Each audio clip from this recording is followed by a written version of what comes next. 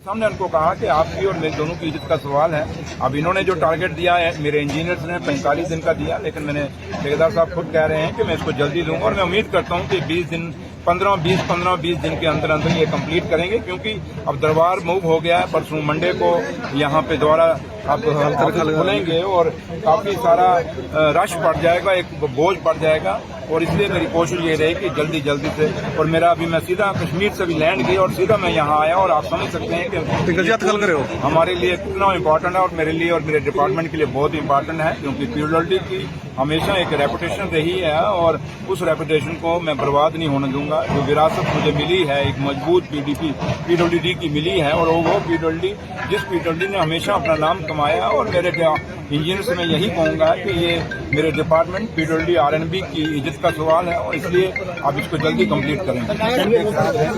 एक स्टेट नहीं, एक यूटी है, और यूटी के आप लोग पढ़े लिखे लोग हैं, आप पढ़े लिखे जर्नलिस्ट हैं, और आपको पता है कि जब पहले हमें फंडिंग आती थी वो स्टेट के नाते आती थी, अब यूटी में आती है। और जैसे अब नबार्ड का मैंने 1000 करोड़ का यहाँ से भेजा था, हमें प्रोजेक्ट भेजे थे, और वहाँ से हमें सिर्फ 450 करोड़ का ही आया है। इतना बड़ा कट, आप 625 करोड़ का कट लगना ये कोई छोटी बात नहीं है। ठीक है, कोई लोग अब यहाँ पे बयानबाजी करते हैं कि ये नहीं हुआ वो नहीं हुआ, बीजेपी के लोग करते हैं, लेकिन उनको पूछिए कि भैया अगर 1000 करोड़ का अपने प्रोजेक्ट यहाँ से भेजे नबार्ड में, तो वो 450 करोड़ कैसे हो गए। इसलिए हमें पैसे की जरूरत है, और उम्मीद करेंगे, और मैं दिल्ली में भी खुद भी जाऊंगा, क्योंकि दरबार जम्मू में आ गया, मैं दिल्ली में खुद भी जाऊंगा, वहाँ के ऑनरेबल मिनिस्टर गडकरी साहब उनसे भी हम बात करेंगे, और बिना पैसे तो कुछ होगा नहीं, क्योंकि जब हमने ये सरकार संभाली उस समय ही काफी ठेकेदारों की लाइबिलिटीज हैं, ठेकेदार कई बार प्रेस कॉन्फ्रेंस करते रहते हैं, आपको भी बताते रहते हैं। इसलिए मैं आप कहूं कि ठेकेदारों की हम लाइबिलिटी भी नहीं क्लियर करेंगे और